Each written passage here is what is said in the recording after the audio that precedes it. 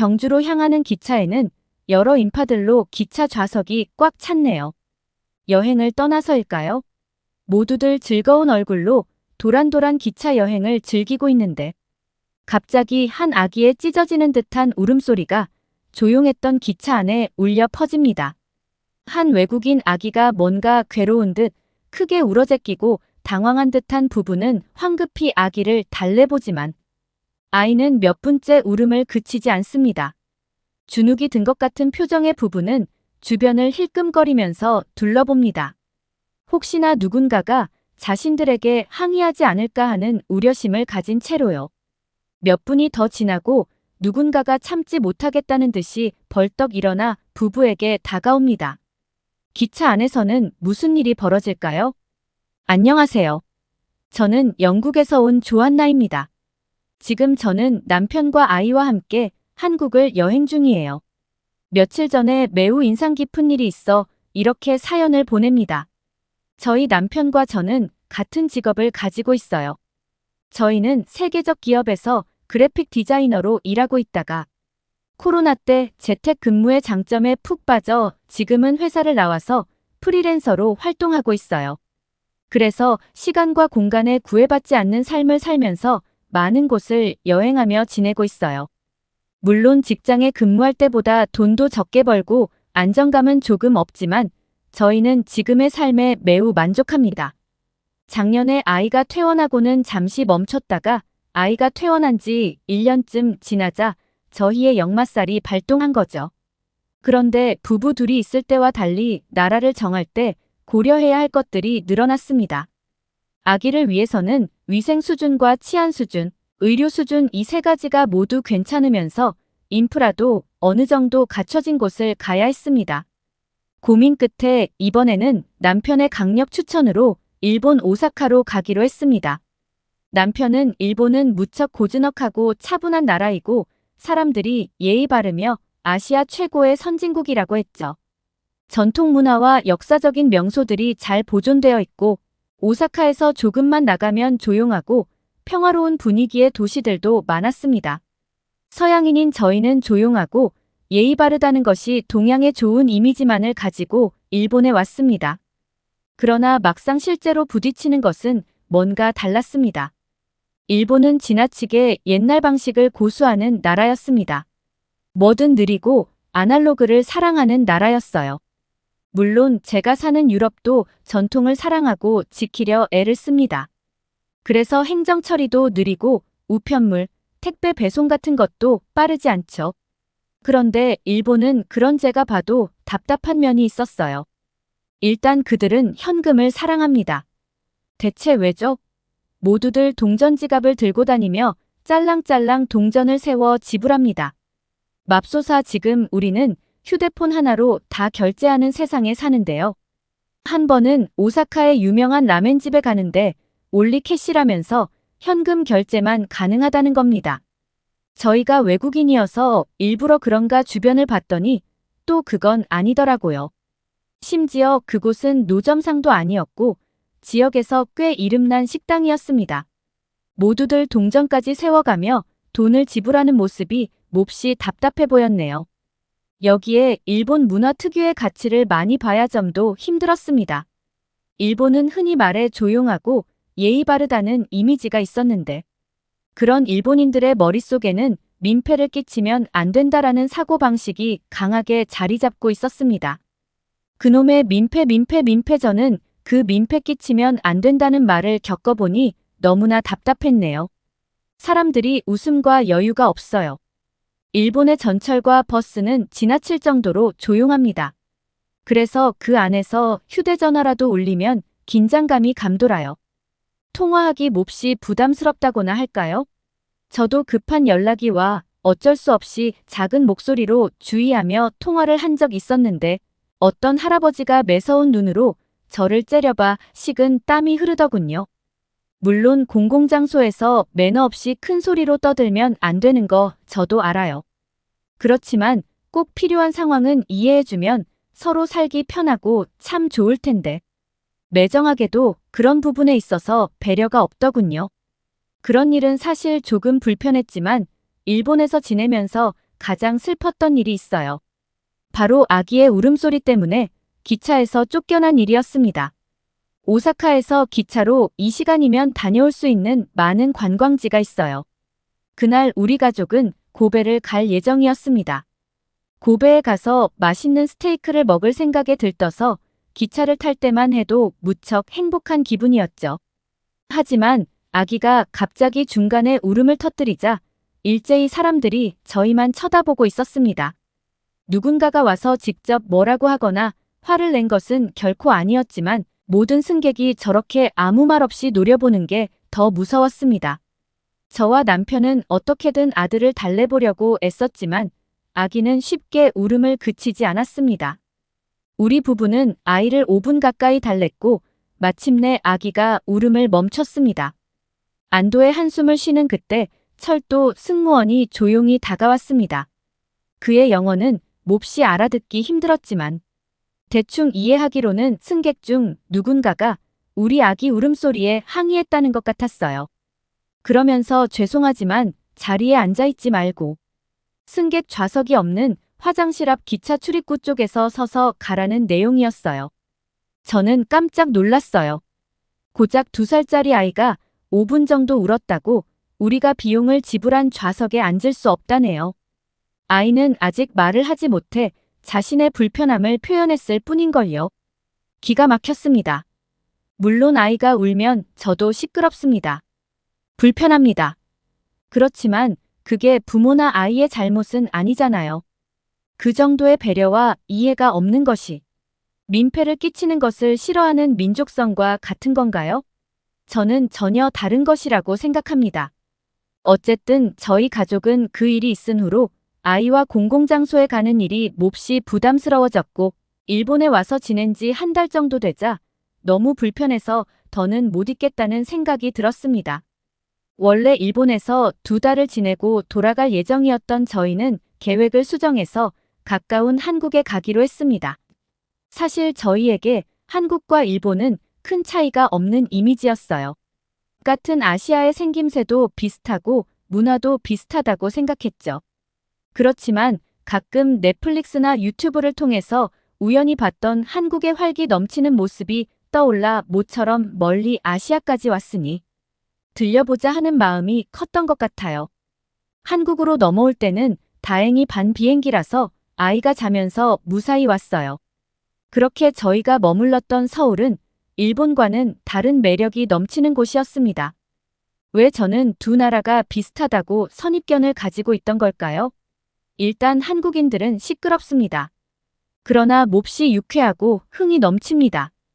참견도 잘하고 저희 아이가 귀엽다며 말도 많이 걸어주었어요. 일본에서는 전혀 경험하지 못한 거죠. 일본에서도 저희 아이를 보며 귀엽다 연발하면서도 절대 다가오지 않았거든요. 그리고 한국은 정말 스피디한 나라입니다. 그것이 가장 놀라웠습니다. 음식을 시켜도 5분 만에 뚝딱 나와요. 택배가 다음날 오는 것도 놀라웠습니다. 그리고 모든 한국인들은 휴대폰으로 일을 처리하더라고요. 신용카드도 들고 다니지 않고 결제도 휴대폰으로 하는 모습을 보니 일본과 참 비교가 되었습니다. 며칠간 서울을 여행하며 즐긴 저희 가족은 점점 용기를 얻어 경주라는 도시에 가기로 결심했습니다. 한국의 옛 역사와 유적이 가장 잘 보존된 도시라고 들어서 기차를 타고 3시간가량 가야 했지만 도전을 하기로 한 거죠. 그러나 막상 진짜 기차에 오르려니 일본에서의 그 안 좋은 경험이 떠올라서 몹시 긴장되었습니다. 제발 우리 아이가 울지 않고 잘 가게 해달라고 기도하며 기차에 올랐지만 역시나 우리 아이는 일시간이 채 지나지 않아 다시 칭얼거리기 시작합니다.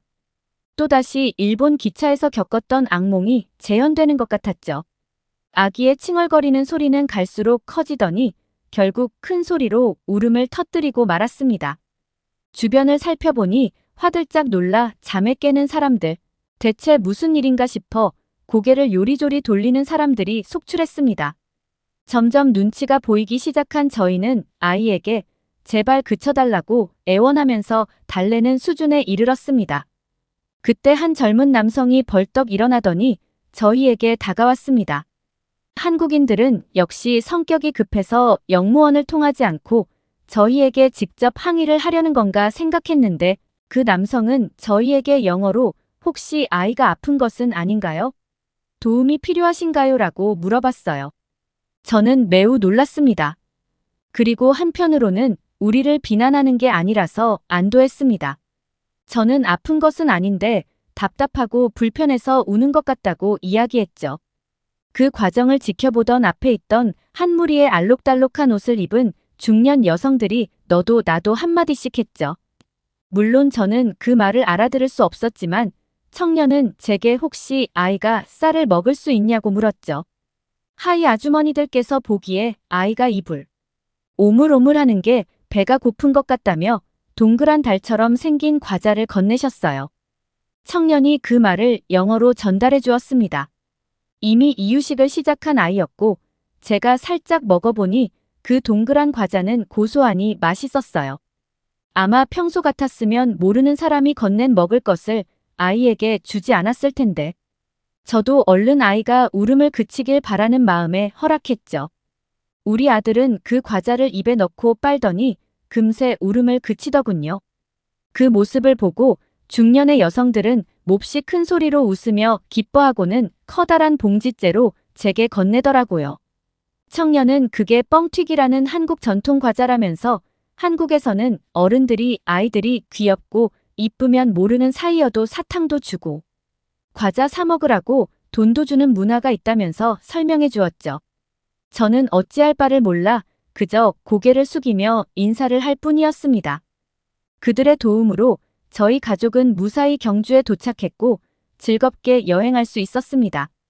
며칠간의 경주 여행을 마치고 서울 숙소로 돌아오면서 저희 부부는 한마음으로 한국에 조금 더 머무르기로 결정했습니다.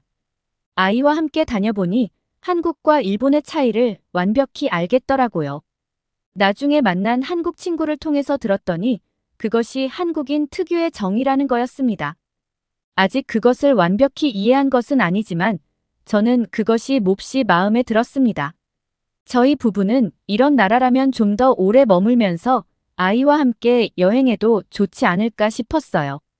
일단은 90일 동안 비자 없이 머무를 수 있기에 3달 정도 있어 볼까 해요. 지내는 동안 새로운 사연이 생기면 또 소식 전하겠습니다. 최근 삶의 질이 높아야 일의 능률도 올라간다는 연구 결과를 토대로 장기 근속자들에게 6개월, 1년 정도의 안식년을 주거나 한 달 단위의 안식월을 주는 기업들이 많아지고 있습니다. 여기에 한 룩셈부르크인이 대기업에서 근무한 지 10년이 지난 여름 안식년을 맞이해 아시아 여행을 계획한 것을 무척이나 후회한 경험을 털어놓았는데요. 무척이나 충격적인 사실을 듣는 사람들 또한 경악을 금치 못했습니다. 안녕하세요. 저는 룩셈부르크에 사는 알리라고 합니다. 저는 최근 안식년을 맞아 아시아 여행을 다녀왔는데요. 척 기대하고 갔지만 너무도 큰 실망을 안고 돌아왔습니다. 한 직장에서 10년 이상 열심히 일한 보상으로 받은 소중한 안식년을 맞이해 저는 평소 꿈이었던 한국 여행을 계획했죠. 그간 일했던 보상으로 받은 안식년에 저 자신이 무척이나 대견스러웠고 그만큼 소중하게 보내고 싶었습니다. 안식년 하루도 그저 허투루 보내고 싶지 않았기 때문에 그동안 너무 그리웠지만 시간이 도저히 나지 않아 가지 못했던 지구 반대편 추억의 나라 한국을 꼭 가고 싶었죠. 많은 아시아 국가들 중 한국을 선택한 이유는 딱 하나였습니다. 바로 어렸을 때 부모님과 함께했던 추억이 많이 있는 곳이기 때문이었죠. 저희 부모님은 룩셈부르크에서 꽤 잘 나가던 사업가였습니다. 세계 여러 나라로 다니는 무역업을 하셨는데 아직 어렸던 저는 부모님과 함께 세계 여행 가는 기분으로 신나게 따라다녔죠.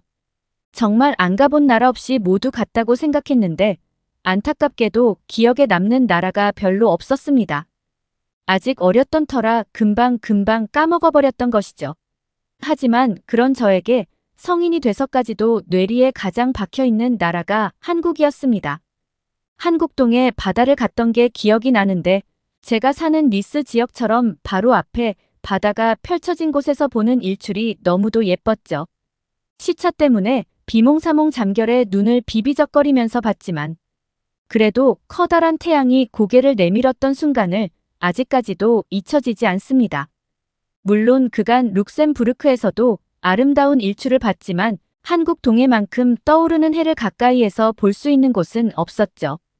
그리고 동해 바다의 일출은 나도 모르게 힘찬 기운까지 받는 듯한 기분이었습니다.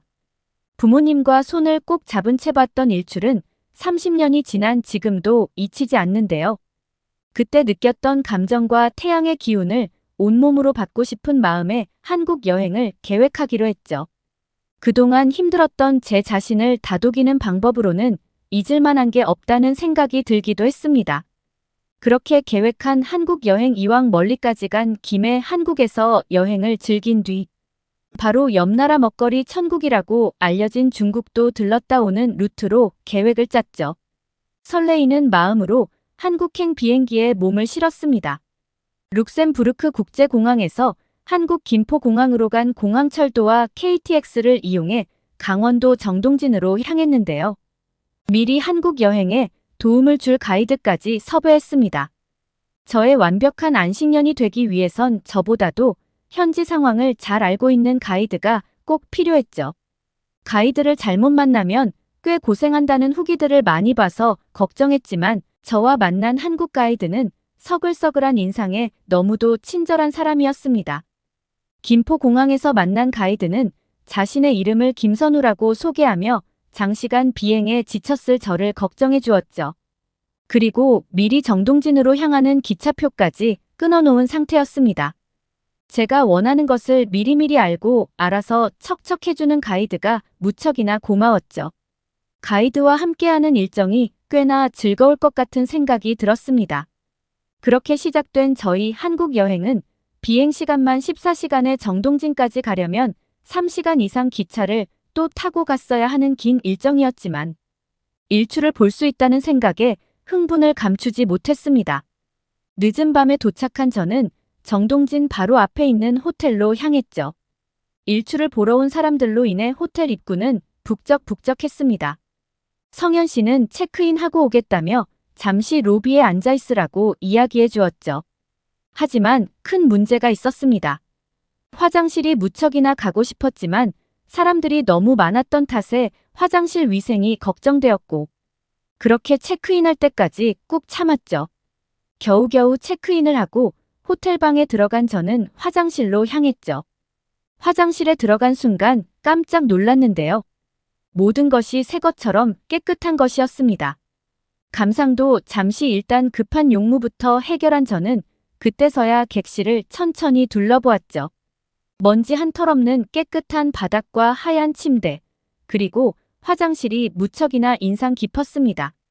물론 호텔 화장실이 깨끗해야 하는 것은 맞지만 너무도 셀 것 같은 화장실 변기였죠. 외출할 때 화장실이 깨끗해야 편히 용물을 보는데 너무도 마음에 쏙 들었습니다. 그렇게 남편이 하룻밤을 보내고 새벽 일찍 서둘러 일출을 보러 바다를 향해 갔는데요. 성현 씨 말로는 날씨까지 받쳐줘 어느 때보다도 크고 강렬한 태양을 볼 수 있는 날이라고. 앞으로 인생의 좋은 날들만 가득할 것이라고 이야기해 주었습니다. 그저 인사치레로 하는 말일 수 있지만 그 말을 들으니 무엇이든 할 수 있다는 자신감이 마구마구 솟았죠. 그렇게 소원이던 일출을 보고 난 뒤 급하게 용물을 보고 싶어 화장실을 찾았고 정동진역에 화장실이 있다며 성현 씨가 알려주었습니다. 공중 화장실이라 더럽지 않을까 무척 걱정이 되었지만 일단 불판이 갈 수밖에 없었죠. 하지만 호텔 화장실을 그대로 옮겨놓은 것 같은 화장실이었습니다. 무척이나 깨끗했죠. 휴지통도 없고 변기는 새 것 같은 깨끗한 하얀색 변기였습니다. 신기할 정도로 얼굴 붉힐 순간이 없는 여행이었죠. 가이드가 자신만 믿고 따라오라며 강원도 해변 드라이브와 함께 정동진 레일 마이크를 타며 실컷 강원도 바다를 구경했습니다. 그리고 서울로 돌아와 계획 짤 때 무조건 가보고 싶었던 북촌 한옥마을과 경복궁, 창덕궁 등을 돌아다니며 한국의 멋을 제대로 경험했죠. 너무도 만족스러웠던 한국 여행이었습니다. 어렸을 때부터 부모님 사업 탓이었지만 그래도 남부럽지 않는 생활 환경 때문에 세계 여러 나라를 돌아다니며 많은 여행을 다녔지만 이만큼 행복한 여행은 없었죠. 아쉽게도 발걸음을 돌려 중국행 비행기에 몸을 쉬기 전 무척이나 고마웠던 한국인 타이드 성현 씨에게 손목시계를 선물해 주었습니다. 성현 씨는 한사코 거절했지만 저의 간곡한 요청에 결국 선물을 받아들었죠. 그리고 자신 또한 선물을 준비했다며 한국 전통 공예품인 나전 칠기암을 선물로 주었습니다. 조개 껍데기로 색을 낸 아름다운 문양의 보석함이었죠. 곧 어머님의 80세 생일인데 선물로 드리면 참 좋을 듯 했습니다. 센스 있는 선물에 다시 한번 감동을 받은 저는 룩셈부르크로 여행을 오게 되면 꼭 저에게 연락하라고 했고 메일이나 메신저로 안부를 주고받자며 아쉬움을 가득 남긴 채 헤어졌죠. 그렇게 한국에서 저는 중국으로 이동했습니다. 한국 여행의 여운이 채 가시지 않았지만 먹거리 천국으로 유명하다는 중국으로 향하는 발걸음도 기대에 차 있었죠. 하지만 중국 칭다오 공항에 도착한 순간 집으로 가고 싶었습니다. 중국 공항에 도착한 저는 가장 먼저 화장실을 찾았는데요. 한국에서 어느 화장실을 가든 깨끗했기 때문에 당시에 전 급하기도 했고 별 생각 없이 화장실을 갔던 듯합니다. 하지만 앞을 쌓였습니다. 그리고 후회가 엄청나게 몰려왔죠. 어떻게 자세를 잡아야 하는지도 모르겠는 변기가 저를 기다리고 있었습니다. 다른 칸을 둘러보았지만 똑같았습니다. 그때 화장실에서 같은 유럽 사람을 만났고 서로 난감해하고 있던 중에 다행히 다른 사람이 들어와서 그냥 쪼그려 앉으면 된다고 이야기를 해주었습니다. 당황스러운 자세였지만 어쩔 수 없던 탓에 그렇게 자세를 잡고 일단 용무를 해결했죠. 여간 곤혹스러운 자세였지만 오래된 공항이라 그런가 보다 하고 빠르게 있기로 했습니다. 하지만 여기만 이렇다는 것은 저의 엄청난 착각이었죠. 제가 가는 곳곳 모든 화장실이 이렇게 생긴 것이었습니다. 심지어 더러운 모든 것이 그대로 묻어있는 곳이 태반이었죠. 식당 화장실조차 너무 더러웠고 심지어는 각종 벌레의 뒤까지 다니고 있었습니다. 비겁하며 화장실을 뛰쳐나온 것이 한두 번이 아니었죠. 제가 깜짝 놀라 소리를 지르면 화장실에 있던 중국인들은 오히려 저를 이상하게 쳐다봤습니다. 그런 시선들을 한 몸에 받다 보니 오히려 제가 이상한 사람이 된 것 같은 기분이 들었죠. 먹던 밥도 도로 나올 것 같은 위생 상태에서는 중국 여행 내내 한 끼도 제대로 먹지 못했습니다. 저와 함께 다니던 중국인 가이드도 마찬가지였죠. 중국 여행이 너무도 심란했던 탓에 가이드 이름조차 까먹었는데요. 처음 예약할 땐 자신의 차로 편안하게 저의 여행을 돕겠다고 했지만 오히려 걸어서 다니는 게 훨씬 나을 듯 했습니다. 차에 무슨 짓을 한 건지 차 안에는 썩는 냄새가 진동을 했는데요. 악취를 따라 콘솔 박스를 열어보니 먹다 남은 음식들이 한가득합니다. 나름 안 보이는 곳에 박아두었다고 생각했겠지만 냄새는 숨길 수 없었던 것이죠. 뒷자리와 트렁크는 말도 할 것이 없었습니다. 사람이 타고 다니는 차인지 쓰레기 차인지 구분이 되지 않을 정도였죠. 고역질 날 것 같은 냄새에 창문을 열고 다녔지만 중국인 가이드는 오히려 저에게 많이 깔끔하신 편이네요 하면서 껄껄 웃었죠. 머리는 언제 감은지 모를 정도로 각질이 가득했고 발 긁은 손으로 음식도 서슴없이 먹었습니다. 이런 가이드와 중복을 선택한 제 시간이 너무도 아까웠죠. 저는 겨우 이틀을 채운 채 남은 일정은 모두 캔슬하고 룩셈부르크로 돌아왔습니다.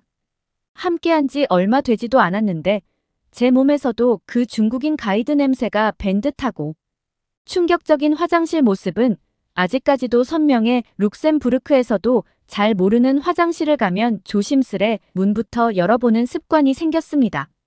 중국을 선택한 제 자신이 너무도 싫어졌을 정도였죠. 돈이 문제가 아니라 그곳에 쏟은 시간이 무척 아까웠죠. 차라리 모든 여행을 한국에서 보냈다면 끔찍한 경험은 하지 않았을 것 같았습니다. 바로 옆 나라가 이렇게나 다를 줄 꿈에도 몰랐는데요. 괜히 중국을 들려 한국의 여행의 아름다운 기억이 조금 상쇄돼서 무척이나 속상하지만 잘 잊어보려 하는 중이죠. 다행히 아직 남은 안식년 기간에 연차를 조금 더 보태서 부모님을 모시고 다시 한번 한국을 방문할 계획을 짜고 있습니다. 이 자리를 빌려 저에게 한국에 대한 좋은 기억을 심어준 성현 씨에게 감사함을 표합니다.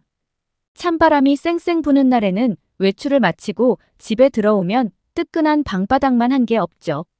방바닥에 깔아놓은 이불 아래에 손을 쑥 넣으면 얼었던 손이 녹으면서 온몸이 따뜻해지는데요.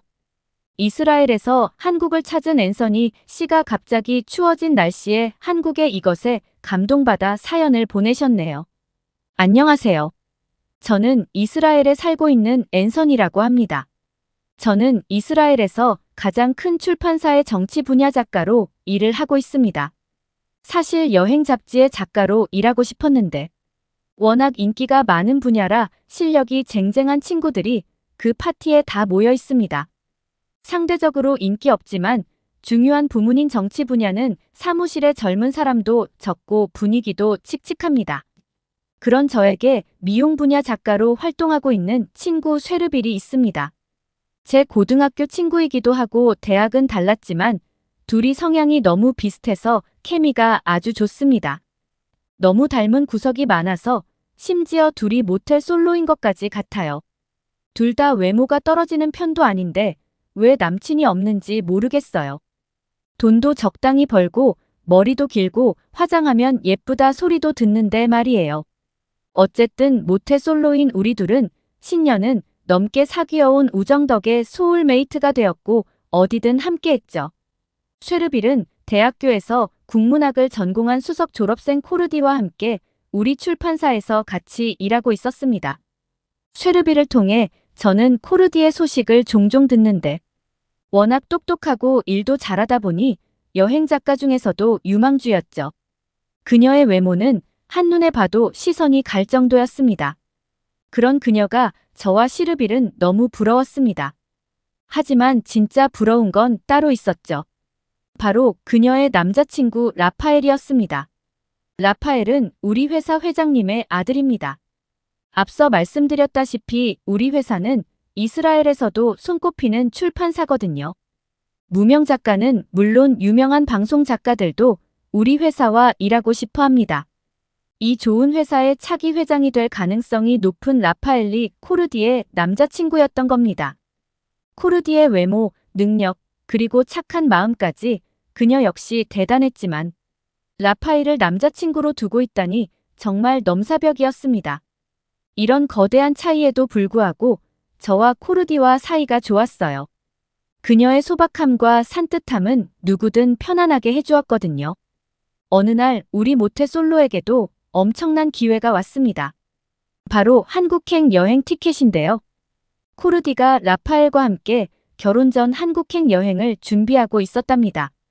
그런데 출국하기 몇 주 전 그녀는 임신 사실을 알게 되었고 의사의 권유대로 임신 초기에 안정을 취하는 게 우선이라 생각해서 여행을 취소하려고 했답니다.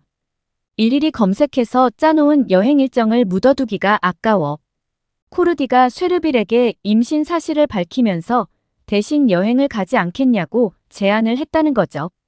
자신들이 이 여행을 하기 위해 예약한 모든 비용을 그냥 받지 않겠다고요. 왜냐면 지금 와서 해지했을 때 위약금이랑 거의 비슷하다고 하면서요. 그러면서 티켓도 숙박도 어렵게 예약한 거라 꼭 썼으면 좋겠다는 말까지 했다고 합니다. 쉐르빌은 코르디에게 90도로 인사할 뻔했다고 해요. 감사하게 업중 여행 일정표와 티켓을 받아 뒤도 안 돌아보고 저에게 달려왔죠. 앤서니 잠깐 나와봐 좋은 소식이 있어. 저는 뒤숭숭한 이스라엘 정치 사건을 열심히 정리 중이었는데 다급한 쉐르빌의 목소리를 듣고 복도로 나갔습니다. 곧 마주하게 된 한국행 티켓이는 공평하다고 했던가 우리에게 이런 찬스가 올 줄 꿈에도 몰랐습니다. 여행 일정은 열흘이 채 안 남았던지라 쉐르빌과 저는 뜻밖의 여행 일정을 위해 원고 마감을 서둘러야 했습니다. 일주일 동안 쉐르빌과 함께 밤을 새가며 원고 데드라인을 맞춰 편집부로 무사히 넘겼습니다. 살면서 그렇게 집중력을 오랫동안 발휘해보긴 처음일 정도였어요. 저는 쉐르빌과 함께 한국행 비행기에 올랐습니다. 너무 바빴던 나머지 여행 일정을 정확히 확인하지 못하고 비행기 시간만 맞췄죠. 비행기를 타고 나서야 코르디가 줬던 여행 일정표를 제대로 볼 수 있었습니다. 둘이 얼마나 꼼꼼한지 일정표에는 버스 노선, 정거장, 이름, 메뉴, 가격, 주의할 점, 비교할 맛집 등 정말 여행 작가답게 빽빽하게 써놓았습니다. 그 일정표대로만 움직이면 웬만한 여행사를 껴서 다니는 것보다 더 좋은 여행이 되겠다 싶었죠. 우리는 비행기 안에서 앞으로 즐길 한국의 고급 호텔에서 스파를 하며 보낼 생각에 행복했습니다. 코르디의 남친은 돈이 많으니 얼마나 여행을 고급스럽게 하겠습니까? 인천공항에 도착 후 우리는 일정표를 보며 바로 숙소로 이동해야 했습니다. 짐을 풀고 거기 적혀있는 한국 레스토랑으로 시간에 맞춰 저녁을 먹으러 가야 했거든요. 코르디가 예약을 위해 식사비의 절반을 예약금을 걸어놓은지라 그걸 버리고 다른 일정을 소화하기엔 좀 아까웠죠. 그런데 그녀가 건네주었던 일정표에는 호텔 이름이 보이지는 않았습니다. 다만 스테이라고 해서 숙소 표시만 해둔 거죠. 우리는 공항 리무진을 이용해서 서울 종로까지 간 다음 숙소에 무덤으로 도착했습니다. 그때 웬 골목길을 지나야 했었거든요. 도저히 호텔이 있을 곳이 아니라 저와 쉐르빌은 궁금증이 폭발했습니다. 그리고 곧 우리는 놀라운 현실과 마주쳤죠. 코르디와 라파엘이 예약한 숙소는 바로 한옥이었습니다. 한눈에 보기에도 세월의 흔적이 여실히 느껴지는 마당에 있는 단층 집이었죠. 쉐르빌은 저에게 한국 가정집이냐고 물어보았습니다. 저는 한옥을 실제로는 처음 봤지만 한 번에 알 수 있었어요. 말로만 듣던 한옥을 처음 들은 것은 4년 전쯤 정치부 작가로 처음 이 회사에 왔을 때 이스라엘 국왕 부부가 한국을 국빈 방문했을 때였습니다. 27년 만에 한국을 방문한 필립 이스라엘 국왕 부부가 방한 첫 일정으로 서울 성북구의 한국 가구박물관에서 불로문을 지나는 것이었죠. 불로문은 문 아래로 한 번 지날 때마다 10년씩 젊어진다는 문인데 한국의 창덕궁에 있는 불로문을 재현해 이음매 없이 하나의 돌을 깎아내 만든 거라고 기사에서 봤습니다. 불로문의 유래에 대한 설명을 들은 필립 국왕이 마틸드 왕비의 손을 잡고 어서 지나자고 웃으며 말했다는 글을 바로 제 앞 선배가 쓰고 있었던 거였죠. 코르디와 라야는 정말 대단하다는 생각이 들었어요. 커플 여행조차 돈 쓸어 다니는 휴양 여행이 아닌 문화 경험과 더불어 그녀의 실력을 쌓을 수 있도록 구성한 걸 보니 괜히 유망주가 아니었어요. 저와 쉐르빌은 숙소 안으로 들어가 민박집 주인을 만났고 그녀의 안내에 따라 방으로 들어갔습니다. 한국의 주거 방식에 따라 신발을 벗고 들어가야 했는데 약간 신기했어요. 쉐르빌은 그냥 양말만 신은 채 들어갔지만 저는 맨발이라 민박집 주인에게 슬리퍼를 요구했습니다. 그리고 우리가 묵을 방에 들어간 순간 너무 당혹스러웠죠. 방이 휑했습니다. 침대가 없는 맨 바닥이었어요. 쉐르빌은 민박집 주인에게 방을 잘못 주신 것 같다고 여긴 잘 수 있는 공간이 아닌 것 같다고 했는데 민박집 주인은 당연히 이해한다는 듯이 휴대폰 번역 앱을 들더니 여기는 한옥 민박집이기 때문에 이불을 바닥에 깔고 잔다고 보여줬습니다. 코르디가 예약한 숙소는 정말 스펙타클합니다. 잠자리까지 한국 전통 문화로 선택했다니 왜냐하면 마당을 가운데 두고 맞은편 숙소는 침대가 있었거든요. 쉐르빌은 한숨을 푹푹 쉬며 방 안에 들어갔습니다. 그러고는 캐서린 여기 히터도 없어라고 하는 거였습니다. 유럽의 호텔은 10월 말이면 히터를 켤 수 있어요. 그런데 한국은 기온차가 심한 가을날인데도 난방기구가 없더라고요. 아자마은 번역기를 들고 마당을 건너 민박집 주인에게 갔습니다.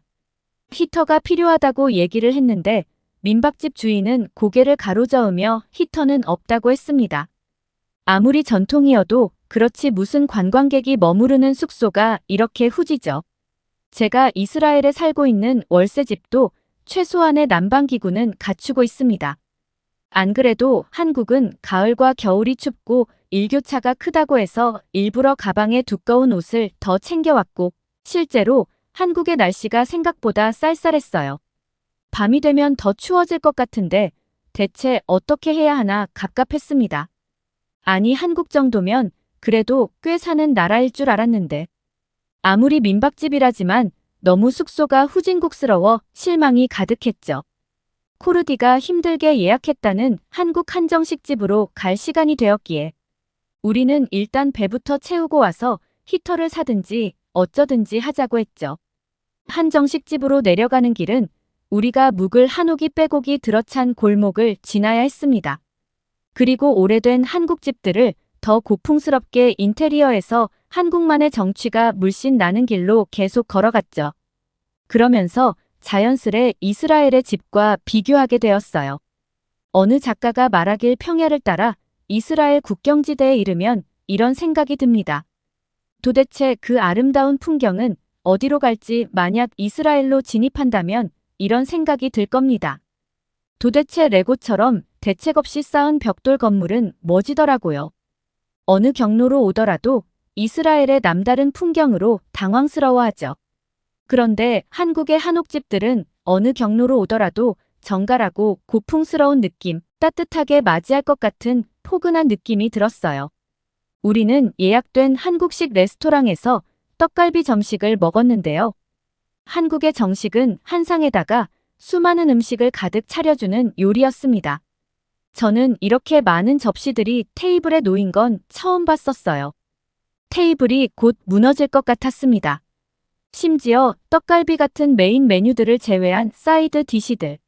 일부는 다시 리필을 할 수 있다며 종업원이 친절하게 알려주더군요.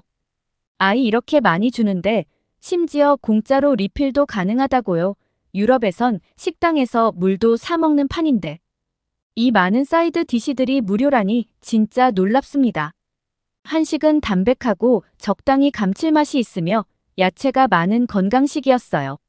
저는 특히 알타리 김치라는 작은 물을 먹었는데 아삭아삭 씹는 식감과 유산균이 톡톡 터지는 듯한 쉰맛이 제 입에 잘 맞아서 밥을 추가로 시켜서 먹을 정도였습니다. 기분 좋게 식사하고 숙소로 다시 걸어 돌아온 저희는 방에 한 발자국을 내딛는 순간 쉐르빌은 깜짝 놀라며 소리쳤습니다. 캐서린, 히터도 없는데 방이 따뜻해졌어라고요. 그러더니 바닥에 발을 대는 순간 와 하고 소리를 질렀죠.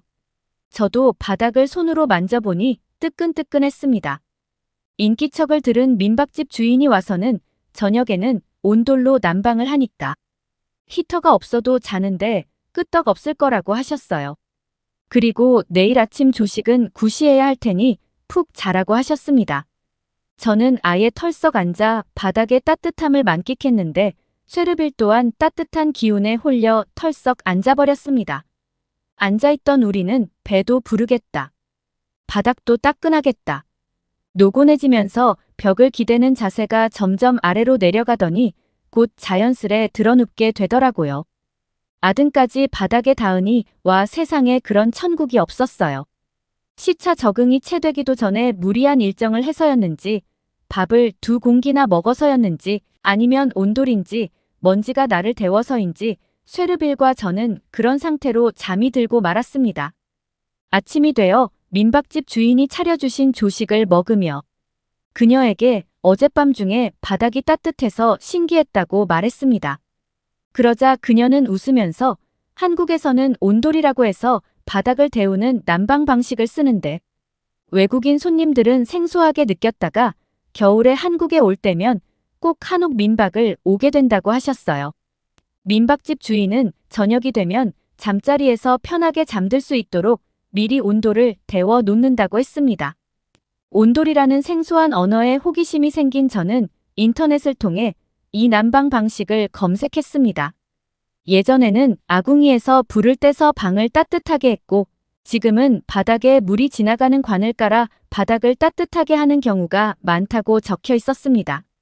고작 하룻밤만 한옥에서 좌식 생활을 했는데 벌써 편안해지고 말았습니다.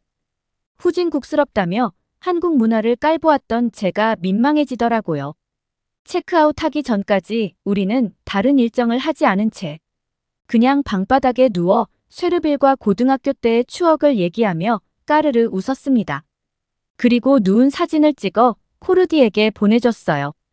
코르디, 너 덕분에 한국 제대로 경험하고 있다면서요.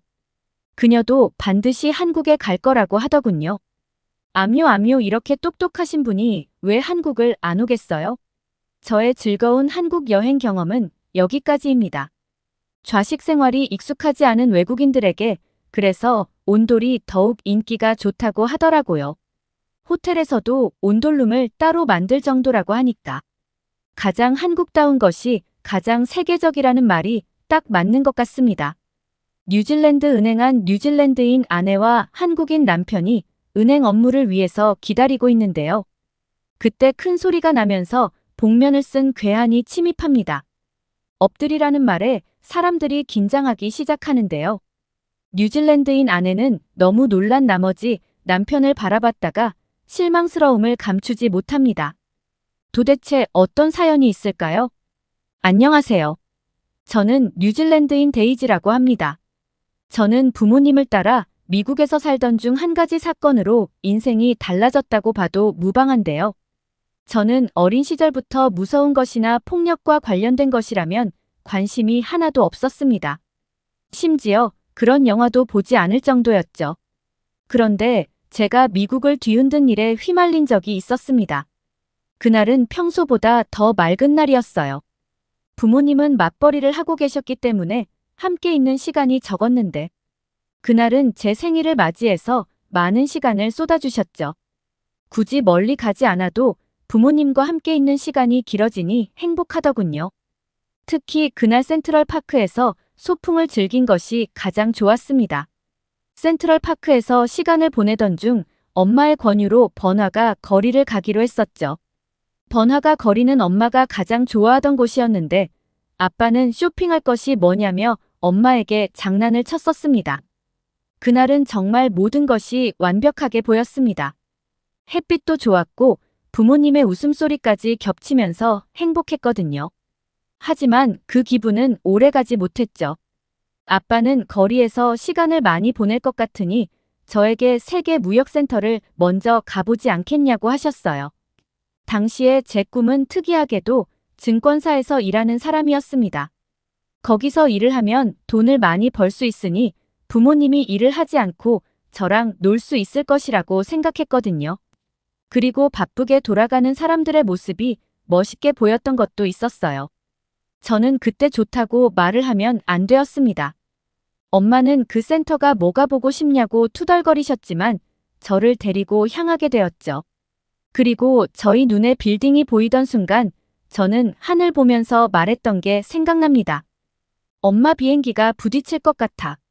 그리고 그 말을 끝으로 정말 비행기가 빌딩에 부딪혔습니다. 그 일대는 아비규환의 상태가 되기 시작했죠. 그날은 바로 9월 11일 세계무역센터 일명 쌍둥이 빌딩이 무너지던 날이었습니다. 저는 아직도 그날이 생생해요. 사람들의 비명소리와 방황하던 사람들, 그리고 저를 데리고 뛰어가는 부모님의 손. 저는 그때 전쟁이 났다고 생각했습니다. 두려움과 공포가 물밀듯이 몰려왔고 저를 데리고 가던 엄마의 손을 놓쳤을 때는 세상을 다 잃은 듯 했죠. 사람들이 우왕좌왕하는 그 틈에 섞여 있던 제가 울고 있을 때 누군가 제 손을 잡아주었습니다. 그는 바로 경찰이었는데요. 그는 저를 번쩍 들고는 부모님이 어디 계시냐고 물으며 우는 아이를 그대로 둘 수는 없지라고 하며 웃어주었어요. 왜인지 그가 웃으니 안심이 되는 느낌이더군요. 근처에 있던 부모님이 경찰과 저를 발견하게 되어 부모님께 빨리 돌아갈 수 있었어요. 부모님은 감사 인사를 하며 더 이야기를 나누려는 순간 경찰은 이미 어딘가로 사라지고 없었죠. 그날 이후로 제 꿈은 경찰로 바뀌게 되었습니다. 저를 부모님께 데려다 준 경찰이 아니었다면 저는 어떻게 되었을지 모르는 일이었죠. 그렇게 제 생일은 인생을 바꿀 만한 변화를 일으키게 되었어요. 한동안은 트라우마 때문에 아무것도 할 수가 없었습니다. 지금 생각해보면 그땐 어른들도 마찬가지였던 것 같아요. 그땐 뉴질랜드 전체가 분노와 슬픔이 들끓었던 시기였습니다. 아무래도 뉴질랜드의 중심에서 상상을 해본 적도 없는 범행이 일어났기에 정말 충격적이라는 말 외에는 할 말이 없었죠. 저희 가족은 고민 끝에 뉴욕을 떠나게 되었습니다. 하지만 경찰이라는 꿈은 포기하지 않았죠. 저도 누군가를 구할 수 있는 사람이 되고 싶다는 생각은 변하지 않더군요. 또 하나는 언젠가 그 경찰과 만날 수 있는 기회가 생기지 않을까 하는 이유였습니다. 다행스럽게도 저는 아무 탈 없이 자랐고 그렇게 꿈에 그리던 경찰이 되었습니다. 경찰이 생각과는 다른 직업이라는 것을 알게 된 것은 얼마 지나지 않고서였어요. 저는 악질 범죄자를 쫓으며 사람들을 돕는 것이 경찰의 역할이라고 생각했지만 막상 제가 상대하는 사람들은 시민들이었습니다. 술에 잔뜩 취해 도로에 누워있는 사람, 사기를 당해서 가해자에게 복수를 계획한 사람, 세상에는 특이한 사람들 뿐이더군요. 그때 저에게 기운을 불어준 것이 한국인 남자친구인 태준이었어요. 태준은 친구의 생일 파티에서 만났던 지인이었습니다. 그런데 우연이라는 이름으로 지인들의 생일 파티라든가 집들이에서 자주 만나게 되었고 저희는 데이트를 하는 사이로 발전하게 되었죠. 그러다 보니 서로에게 호감이 생겨 연인까지 된 것이었습니다. 경찰이 되고 나서 항상 듣는 말은 두 가지 중 하나였습니다. 경찰 일이 위험하다는 말, 혹은 경찰들이 하는 게 뭐가 있냐는 이야기였죠. 특히 과잉 진압에 대한 이야기가 나올 때면 제 주변에 있는 사람들은 은연중에 저를 인종차별주의자로 몰아가는 경향이 있었습니다. 모든 경찰들이 그런 것이 아닌데 억울할 따름이었죠. 그럴 때마다 제게 힘이 되어준 사람이 태준이었습니다. 태준은 그 어떤 일이 있어도 큰 기복 없이 저라는 사람을 온전하게 바라봐줬거든요. 그걸 계기로 태준과 결혼까지 하게 되었습니다. 다만 태준의 유일한 단점이 하나 있었는데요. 바로 군대 이야기만 시작되면 끝이 없다는 것이었습니다. 한국에서 수색대라는 자부심이 얼마나 큰 것인지 모르는 저로서는 공감해주기 어려웠지만 그러려니 했죠. 결혼을 하고 나니 더 자주 해서 곤욕이긴 했어요. 특히 태준이 수영을 잘했는데 바다를 가는 날에는 수색대라는 단어를 몇 번을 듣게 되는지 알 수가 없었죠. 항상 수색대라면 이 정도는 당연하다라는 말을 달고 살았거든요. 평소에 태준과는 다른 사람인 것처럼 느껴질 정도였습니다. 그러니 수색대는 말만 나와도 질색하게 되더군요. 그래도 굳이 티는 내지 않았어요. 이야기를 할 때 태준의 자부심이 엿보였거든요. 그리고 그날이 오게 되었습니다. 그날은 평소보다 화창한 날이었어요. 그날 오랜만에 비번이라서 태준과 함께 밀린 집안일을 하기로 했습니다. 예를 들면 청소라든가 장보기 같은 일들이었죠. 태준은 그 전에 은행에 갈 일이 있다면서 같이 가자고 하더군요. 솔직히 태준이 은행에서 일을 보고 있을 때 제가 다른 일을 하면 더 빨리 집안일을 끝낼 수 있지 않을까 싶었습니다. 하지만 은행이 얼마나 오랫동안 대기를 태우는지 알기 때문에 저는 남편의 옆에 있어주기로 결정했어요. 아무리 그래도 같이 있으면 시간이 금방 지나가기는 하잖아요. 그렇게 저희는 은행으로 향했습니다. 저희 차례를 기다리면서 이야기를 나누고 있는데 생각하지도 못한 사태가 벌어졌어요. 바로 은행에 강도가 침입한 것입니다. 강도는 오직 하나였지만 총을 들고 오며 사람들을 위협하더니 다 엎드리라고 하더군요. 사람들은 비명을 지르며 나가려고 했지만 가장 가까이에 있던 아이를 인질로 잡아 아무도 나가지 못하게 했습니다. 사람들은 아이가 무슨 일을 당할까봐 바로 엎드리기 시작했죠. 저는 비번이긴 했지만 경찰이 된 이후로 습관이 되어 외출할 때는 항상 개인 총을 가지고 다니기는 했는데요. 무슨 일이 벌어질지 모르니 함부로 사용할 수가 없었습니다. 더군다나 강도가 어린아이를 인질로 잡고 있으니 미칠 노릇이더군요. 경찰이라서 이런 일을 연습도 해본 적이 있고 심지어 현장 경험도 있었지만 일상생활에서 벌어지니 어떻게 해야 할지 당황스러울 따름이었습니다. 은행에 일반인들만 가득한데 동료들 없이 저 혼자 강도를 제압해야 한다니 막막할 따름이었죠.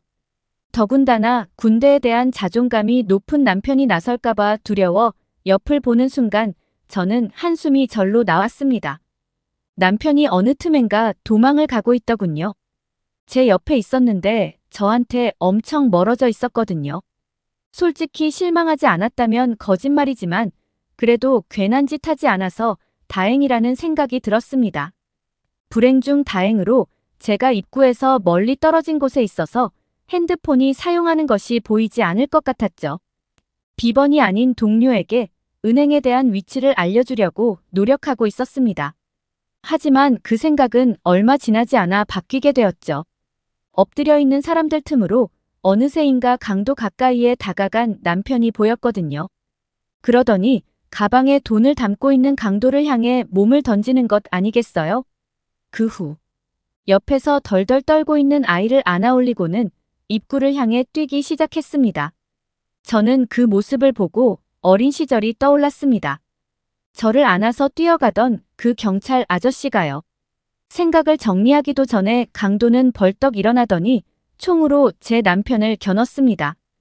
그 모습을 보자 자리를 박차고 일어나 몸을 날렸지만 이미 발사된 후였더군요. 반전은 총소리가 크지 않았다는 겁니다. 강도가 가져온 총은 바로 장난감 총이었던 거죠. 그 사실을 알게 된 저는 곧바로 그 남성을 향해 몸을 던질 수 있었고 은행에 있던 다른 분들도 함께 도와주셔서 그를 잡을 수 있었습니다. 그 후에는 당연히 제 연락을 받고 온 동료들에게 넘겨지게 되었죠. 동료들은 비번인 날에도 한 권 울린다며 웃었지만 저는 웃음이 나오지 않았어요. 그날 남편을 잃는 줄 알고 저는 너무 무서웠거든요. 저는 나중에 남편에게 왜 도망가지 않고 아이를 구했는지 물을 수 있었죠. 남편은 아이가 무서워하고 있는데 그렇게 둘 수 없었다는 한마디를 하더군요. 예전 기억이 떠오르면서 경찰이 되려고 했던 이유까지 생각나는 순간이었어요. 태주는 자신이 나서지 않았다면 아내인 제가 나섰을 텐데 그 상황에서 자신이 할 수 있는 최선을 다한 것이라고 하더군요. 저를 잃지 않으려고 한 선택에 저는 눈물을 흘릴 수밖에 없었습니다. 남편의 마음을 잘 알게 되었거든요. 그날 이후 태주는 제 남편이지만 존경하는 인물이 되었습니다. 제가 용기 내지 못했던 일을 해낸 것이라서 더 대단하게 느껴지더군요. 저도 요즘은 남편이 한국 수색대 출신이라는 것을 자랑하기도 해요. 그의 자부심을 더 올려주고 싶어졌거든요. 항상 제 남편이 자랑스럽다는 것을 그리고 사랑한다는 것을 알려주고 싶습니다. 오늘의 사연은 여기까지입니다. 끝까지 시청해주셔서 감사합니다.